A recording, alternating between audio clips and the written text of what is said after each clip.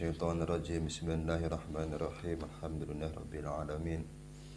Wassalatu wassalamu ala asrafil anbiya'i wal mursalin sayyidina wa maulana Muhammad wa ala alihi wa sahbihi ajma'in. Subhanaka la ilma lana illa ma 'allamtana innaka antal alimul hakim.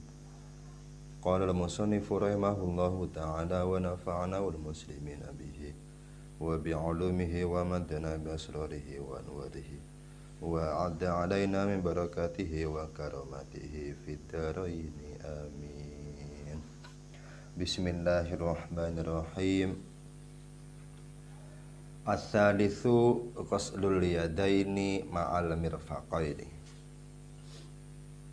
Al-yadani muthanna yadin wal yadu lughatan min ru'usil asabi'i ilal katifi. As-salisu,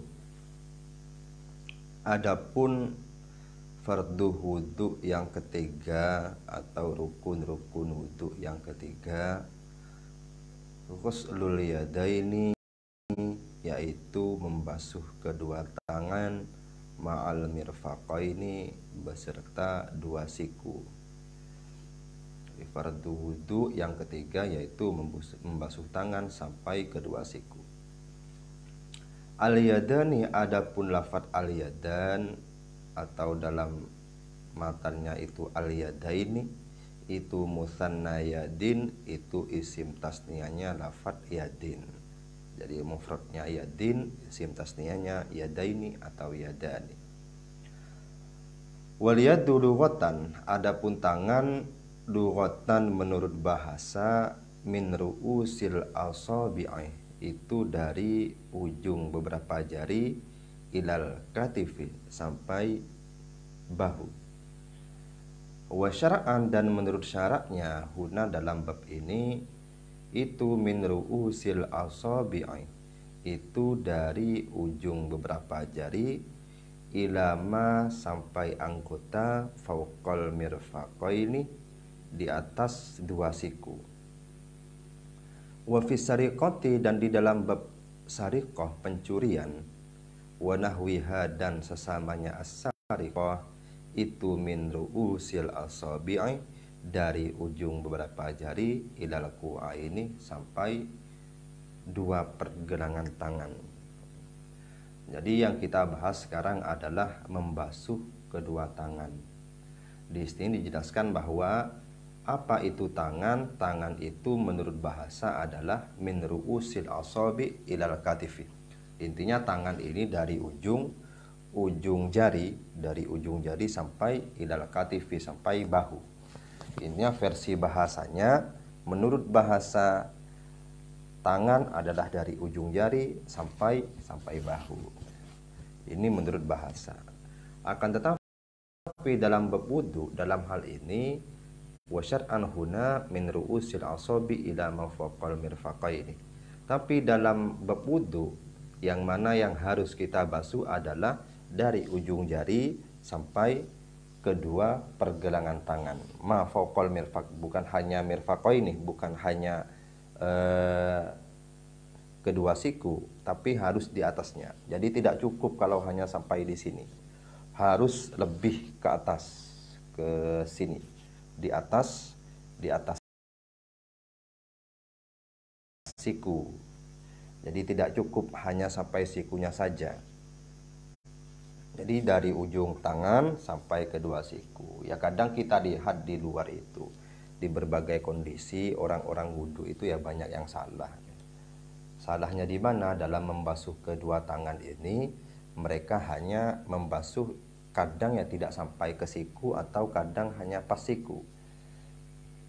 Padahal ajaran yang kita anut adalah harus ilama fawqal mirfaqaini, harus sampai kepada atas siku, tidak di bawahnya atau pas sikunya. Karena kalau pas siku tidak bisa, sulit kita. Maka ulama menyarankan atau menganjurkan harus ilama fawqal mirfaqaini, di atas mirfaqaini. Kalau sudah di atas kedua siku, ini aman, kita ambil posisi aman. Sama kemarin dalam wajah, tidak cukup wajah saja, harus lebih.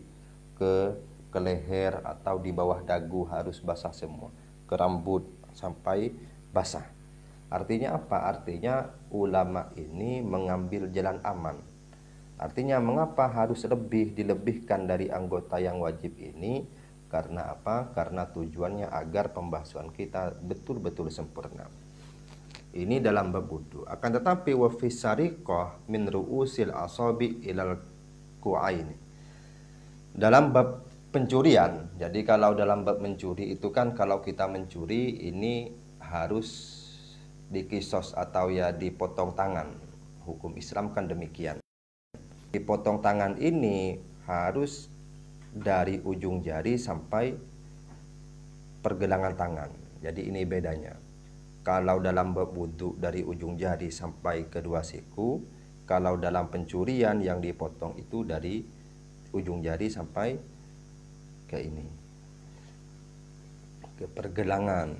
Jadi beda bab, beda meskipun satu nama sama yad, sama-sama tangan. Jadi yang dimasuk tangan berbeda sesuai dengan bab yang ada. Wal mirfaqoni, adapun lafadz mirfaqon atau dalam matanya itu ma'al mirfaqaini, itu tasniyatu mirfaqin, itu tasniyahnya atau isim tasniyahnya lafadz mirfaq bikasrin mim, dengan dibaca kasroh mimnya, wa fathil fa'i, dan dibaca fathah fa'nya, mirfaq. Wa aksuhu, dan sebaliknya bikasril mim wa fathil fa, berarti marfiq. Jadi bisa dibaca mirfaq, bisa dibaca marfiq. Tapi yang paling fasih ya tetap mirfaq bikasril mim wa fathil fa. Wa huwa majmu'u al-matayil adudi. Apa itu mirfaq? Yaitu dikumpulkannya dua tulang lengan atas, wa ibrati dzira'i, dan ujung dzira, lengan ini. Jadi intinya ya nggak perlu diistilahkan, intinya siku itu ini siku biasa, kita sudah paham semua. Bertemunya dua tulang yang dari bawah dan tulang yang di atas. Al makna, adapun maknanya, an-nasalitsah, itu sesungguhnya yang ketiga, min furudil wudu'i, dari beberapa fardunya wudu, itu ghuslul yadaini, membasuh kedua tangan. Apakah cukup kedua tangan? Wa ma alaihima, wa ma, dan sesuatu alaihima yang tetap atas yadaini. Nyatanya ma min sya'arin, dari bulu. Jadi sekali lagi, bulu-bulu yang ada di tangan wajib hukumnya terkena air semua. Wasil'atin, dan sil'ah. Sil'ah ini semacam daging lebih. Kadang orang ini kalau kita sering temukan itu, kenapa ya maturan lagi? Kobukoh misalnya, itu kan daging lebih. Intinya ada daging tumbuh di tangan. Itu wajib terkena juga, wajib terkena air. Wa adzafir, dan beberapa kuku juga, baik atas maupun bawahnya. Intinya kalau dalam tangan ini yang wajib dibasuh bulunya, daging yang tumbuh itu, kemudian kuku. Wa tajibu, dan wajib apa izalatuhma, menghilangkan sesuatu alaihima, atas al-yadain. Nyatanya minal ha'ili, dari penghalang.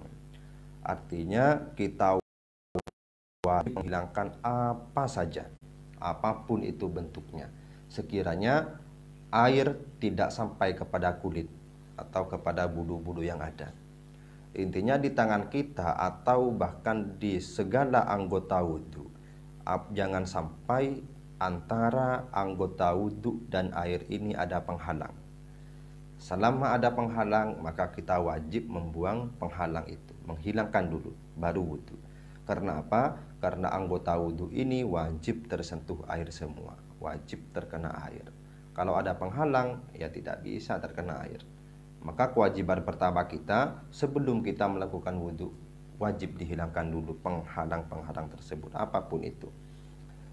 Dicontohkan di sini kalau wasakhi seperti kotoran, ini kotoran-kotoran apapun. Al mutarakimi yang berlapis-lapis, bertumpuk-tumpuk. Saking banyaknya, bertumpuk-tumpuknya sampai dia menghalangi antara air dan anggota wudhu. Air tidak sampai kepada anggota wudhu. Min ghairil araqi, dari selain araq, keringat. Jadi beda halnya keringat. Kalau keringat ini dimakfu, karena kita ini ya tidak bisa terlepas dari yang namanya keringat. Ya contoh kecilnya kita ini misalnya ada orang jarang mandi, 1 minggu sekali baru mandi, atau bahkan 3 hari sekali baru mandi. Nah keringat ini kan kalau dibiarkan akan menjadi semacam kotoran, jadi apa, kedek. Nah, itu kan termasuk kotoran. Nah kalau kotoran ini timbul dari keringat, kemudian menghalangi antara air dan anggota wudhu, ini tidak masalah, tapi harus keringat. Beda halnya dengan yang lain. Catatannya illam yata'adzar, apabila tidak sulit apa fasluhu, apa melepas ma. Artinya apa? Artinya kena tinta misalnya. Tinta ini salah satu yang menghalangi air dan anggota tubuh. Atau misalnya kita habis ngecor, ini kan banyak semen-semen yang menempel di tubuh, di anggota wudhu. Maka ini wajib dihilangkan selama gampang, selama mudah untuk dihilangkan. Tapi kalau sangat sulit untuk dihilangkan, dibiarkan, tidak masalah. Jangan sampai gara-gara kita untuk wudhu sulit dihilangkan, kemudian sampai luka-luka segala macam, tidak perlu. Artinya syariat tidak begitu menuntut hal yang demikian. Apabila mudah untuk dilepas, silahkan dilepas, silahkan dihilangkan. Tapi kalau sulit ya tidak usah. Kalau sampai nanti dihilangkannya pakai pisau sampai luka anggota tubuhnya kan tidak perlu. Fa in kana, apabila ada apa ma atau al-wasakh itu minal araqi, dari keringat, au muta'adzaran, atau itu sulit apa fasluhu, au muta'adziran, atau itu sulit apa fasluhu, apa melepas ma atau al-wasakh, ada kotoran penghalang antara air dan anggota wudhu dari keringat, atau bukan dari keringat tapi sulit untuk dihilangkan, sulit untuk dipisah dari anggota badan ini, sudah terlanjur sangat melekat misalnya, maka lam yadurrah, maka tidak bahaya apa ma atau al-wasakh, tidak masalah. Tapi ya sebaiknya sikap kita menghindar dari hal-hal yang sekiranya dapat menghalangi antara air dan anggota wudhu. Karena syarat berwudhu ini harus air ini sampai kepada anggota wudhu. Wa kadza, dan seperti halnya lam yadurra, la tadurru, tidak bahaya, artinya tidak masalah. Apa kisratud dumali, apa keraknya bisul misalnya, keraknya bisul, ataupun kalau orang bisul atau luka ini kan kalau sudah kering, ini kan ada kulit yang sudah kering di atasnya,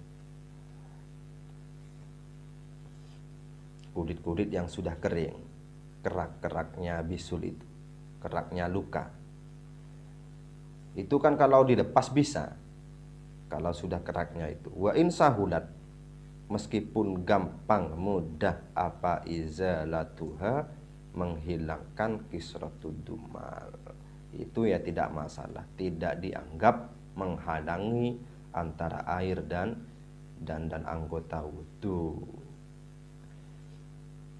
Wa kaliyadaini, dan itu seperti halnya kedua tangan, fima, di dalam sesuatu, dzukira, yang telah disebut apa ma, bakil a'dha'i, Adapun sisa-sisa anggota, beberapa anggota.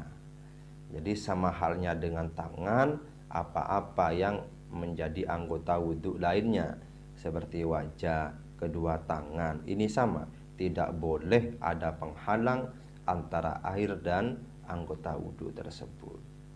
Kalau bisa dihilangkan, wajib dihilangkan. Tidak dihilangkan, kemudian air tidak sampai kepada anggota wudhu, maka wudhunya tidak sah. Karena apa? Karena ada penghalang antara air dan anggota wudhu tersebut. Ar-rabi'ah, adapun yang keempat dari rukun-rukun wudhu atau farduhnya wudhu itu mashu syai'in, mengusap sesuatu minar roksi dari kepala. Ar-roksu, adapun lafaz ar-roksu itu ismun, nama. 5 bagi sesuatu. Ro'asa yang tinggi apa ma.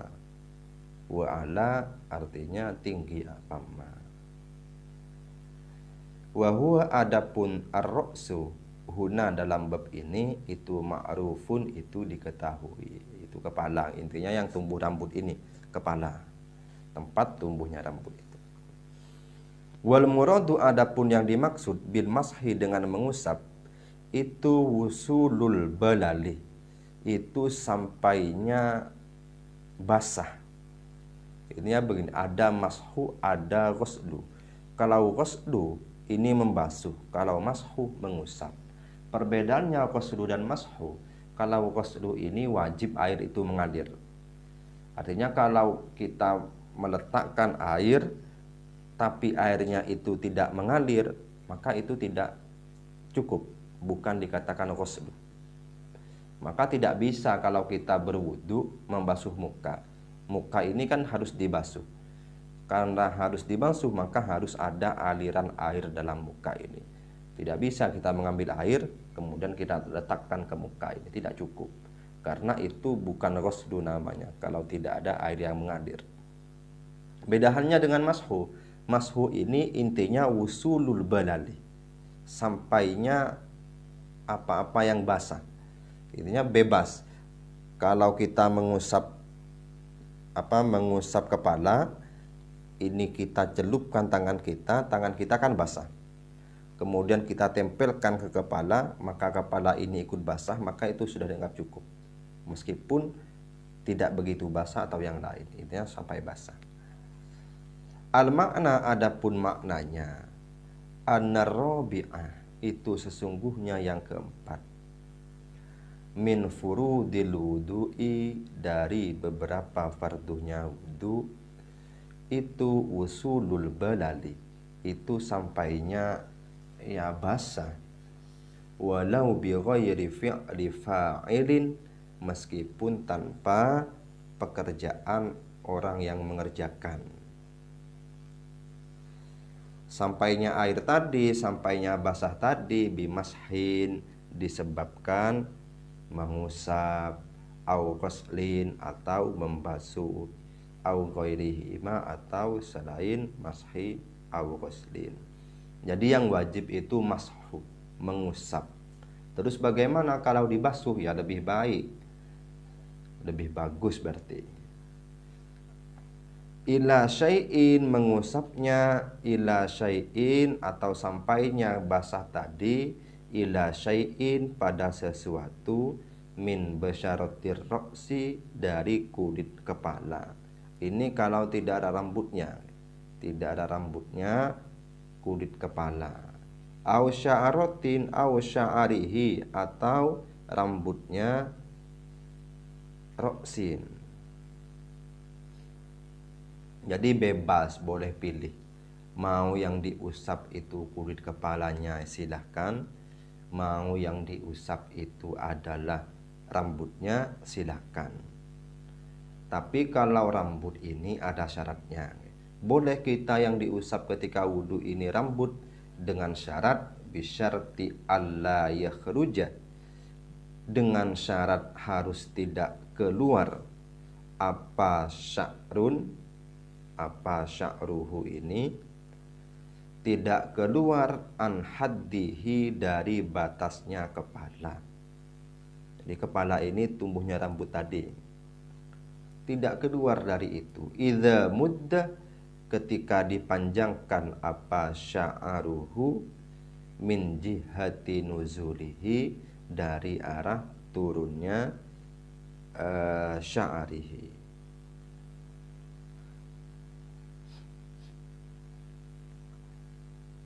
Boleh kita mengusap rambut dengan catatan rambut ini tidak keluar dari batas-batas kepala.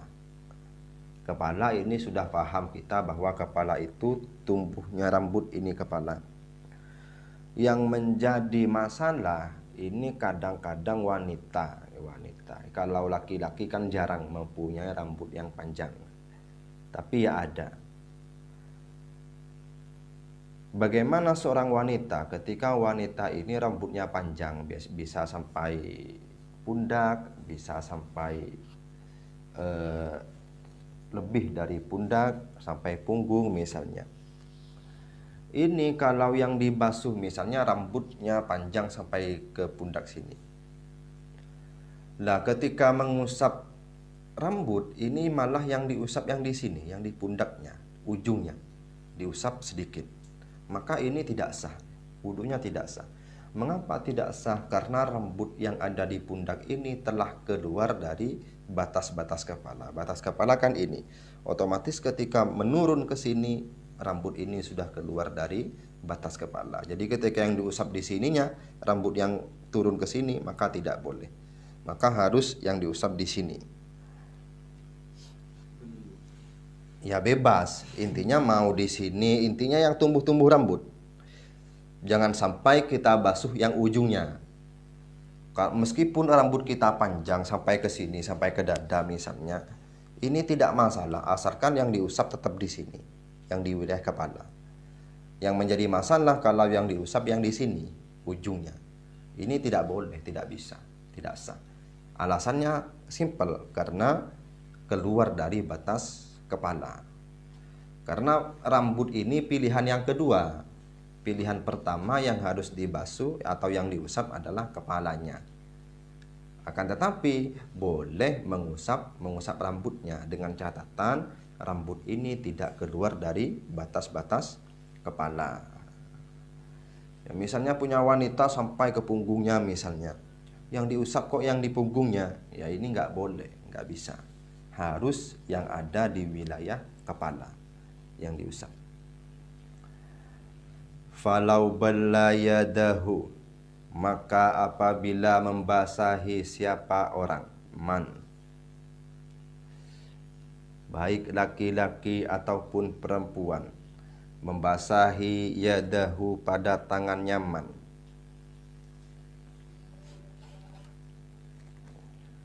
wa wadu'a, dan meletakkan siapa man ha pada yadahu,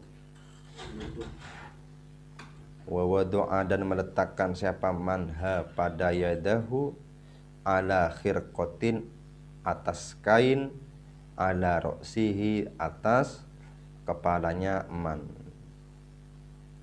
Fawasola, maka sampai apa albalalu basah, ila roksi, pada kepala, ajaza'a, maka mencukupi apa wasolal balalu ila roksi hu pada man.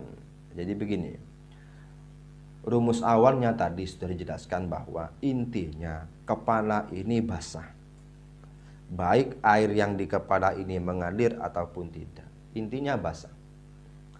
Nah sekarang permasalahan di sini adalah misalnya ada wanita ini sudah terlanjur pakai kerudung, malas buka kerudung, atau yang laki-laki pakai songkoknya yang tipis-tipis, kemudian malas buka songkok, maka dia begini, membasahi tangannya, kemudian tangan yang basah ini diletakkan di kerudungnya, jadi kepalanya nggak dibuka, atau pakai songkok yang tipis. Kalau ini sudah pasti nggak tembus. Kalau ini songkok hitam nggak tembus. Misalnya kerudung, wanita ini pakai kerudung, kemudian ambil air, celupkan tangannya ke air, tangan ini otomatis basah. Nah, tangan ini kemudian diletakkan di kepala, otomatis kan air ini meresap ke rambut. Nah, maka ini dianggap cukup, diperbolehkan. Meskipun yang disentuh adalah kerudungnya atau songkoknya, bukan rambut langsung. Tapi air ini sampai dibasahkan tangannya, kemudian diletakkan. Nah, air ini tembus melewati kerudung, kemudian sampai ke rambut. Nah, maka ini dianggap cukup. Jadi nggak perlu buka kerudung, nggak perlu buka songkok, tapi harus tembus. Air yang ada di tangan ini harus tembus sampai ke rambut. Kalau nggak tembus ya nggak bisa, harus tembus. Ini dianggap cukup. Wa wadu'aha ala khirqatin ala ra'sih. Qala telah berkata Ibnu Hajarin, siapa Imam Ibnu Hajar, wa illam yaqsid, meskipun tidak bermaksud siapa man ar-ra'sa pada kepala. Wa qala dan berkata siapa Ar-Ramli, Imam Ar-Ramli, la budda harus, wajib, min qasdihi dari bermaksudnya man. Jadi ketika membasahi tangan, kemudian kita letakkan di atas kerudung atau songkok yang tipis, sekiranya tembus ke kepala, tembus ke rambut, ini sudah dianggap cukup. Basahnya tadi sampai ke rambut, ini sudah dianggap cukup. Meskipun orang ini tidak bermaksud membasuh kepala. Ini versi Ibnu Hajar dianggap cukup. Tapi kalau versi Imam Ar-Ramli ini harus ada maksud, ada tujuan untuk mengusap kepala. Artinya kalau tidak ada maksud mengusap kepala, praktek yang tadi yang membasahi kerudung itu, ini tidak dianggap cukup versi Imam Ramli, tapi versi Ibnu Hajar dianggap cukup. Al-khamisu ghuslur rijlaini ma'al ka'baini. Al-ka'bani huma al-admani an-nati'ani 'inda mafsalis saqi wal qadami. Al-makna annal khamisa min furudil wudu ghuslu kulli rijlin ma ka'baiha wa syukukiha. Wallahu a'lam bissawab. Lanjut minggu depan. Ada pertanyaan? Kalau misalnya luka di sekitar tangan atau kaki dan diperban, gimana cara mensucikannya? Luka di tangan atau di kaki lalu diperban, gimana cara mensucikannya? Nah, itu nanti ada masalah itu. Intinya begini, kalau orang perbanan itu nanti ada pembahasan masalah sahibul jabair, orang-orang yang memang punya perban. Nah, ini yang menjadi masalah adalah ketika perban itu tidak bisa dibuka. Artinya luka itu tidak bisa terkena air. Artinya kalau luka itu bisa terkena air, ya maka ya harus dibuka. Yang menjadi masalah adalah ketika perban itu ada menutupi luka, sedangkan luka itu berada di anggota wudhu. Ini kan menjadi masalah. Nanti insya Allah ada pembahasannya, masalah sahibul jabair, orang-orang yang punya perban. Ini sangat beda jauh hukumnya, perinciannya sangat banyak. Nanti kita bahas. Nggak lama lagi insya Allah ada masalah sahibul jabair. Nanti kita bahas sama-sama. Ada yang lain? Sudah. Kalau seperti lipstik itu, lipstik. Nah, itu kurang tahu. Tapi pada intinya begini, urusan lipstik atau apapun itu ya kita harus bisa selektif. Kita kan bisa merasa apakah ini tembus air atau tidak. Kalau kita rasa lipstik ini tidak tembus air, soalnya saya kan nggak pakai lipstik, jadi repot. Lah, lipstik itu macam-macam lipstik itu. Jadi tidak fokus ke satu benda atau lipstik atau apapun. Kalau sekiranya disebabkan barang ini apapun itu, lipstikkah, bedakkah atau yang lain, sekiranya bedak atau lipstik ini bisa menghalangi air dan anggota wudhu, maka ini tetap tidak boleh, harus dihilangkan. Jadi kita tidak fokus satu benda lipstik atau yang lain, tidak. Pada intinya, apa-apa yang menjadi penghalang antara anggota wudhu dan air ini wajib dihilangkan. Kalau tidak dihilangkan, maka tidak boleh, tidak sah wudhunya. Kecuali memang hal tersebut sulit untuk dihilangkan. Jadi permasalahan di sini mudah untuk dihilangkan. Kalau sekiranya sulit, ya tidak masalah. Ya, ada hukum lain, tidak masalah. Jadi kita nggak perlu hukumnya ke lipstik atau yang lain, tidak. Karena saya sendiri pun lipstik itu seperti apa kadarnya, kadar di bibir itu kurang tahu. Tapi kemungkinan besar ya tidak masalah, kemungkinan besar tapi kemungkinan besar. Tapi yang harus diingat, diperhatikan ya, kita harus hati-hati khususnya perempuan. Apakah lipstik ini dapat mencegah sampainya air? Kalau dapat mencegah, ini dipastikan tidak sah wudhunya.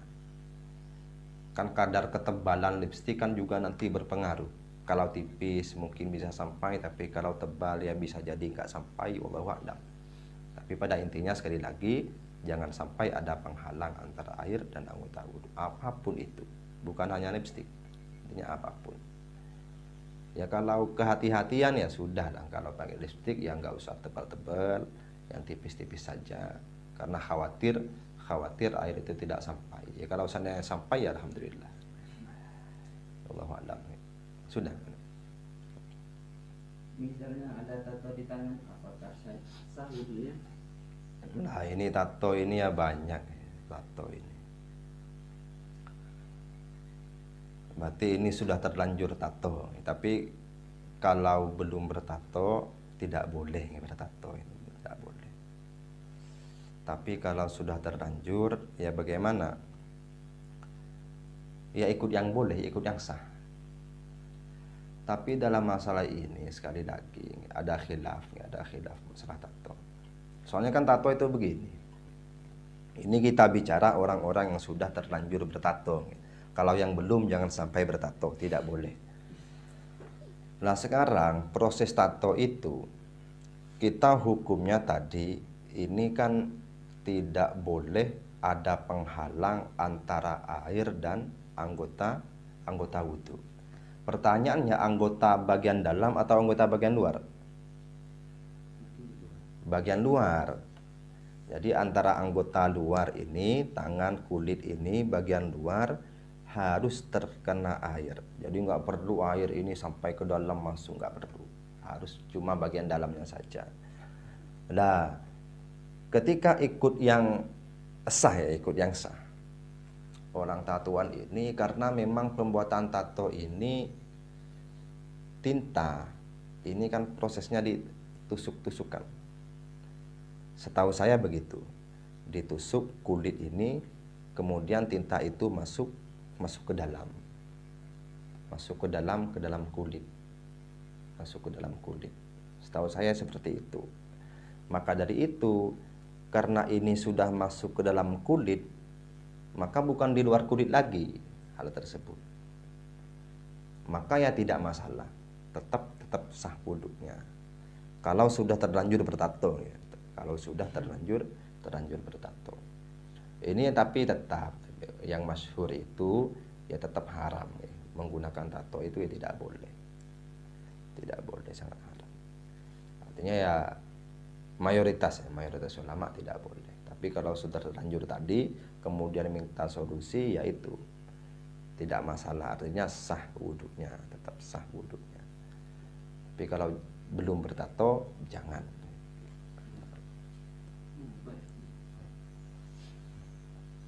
Sudah. Jadi pertanyaan ini yang terakhir masalah tato ini, kita bukan melegalkan tato, ini hanya sebatas solusi. Ada ulama yang berpendapat ya tetap sah. Karena itu tadi, karena tinta itu prosesnya masuk ke dalam, bukan tetap di luar tadi. Ya masalah itu ya khilafnya banyak. Tapi kalau memang mau solusi ya seperti itu. Kalau sudah terlanjur ada tatonya, ya tapi kalau bisa ya dihilangkan. Ini cukup, sekian, terima kasih. Assalamualaikum warahmatullahi wabarakatuh. Waalaikumsalam.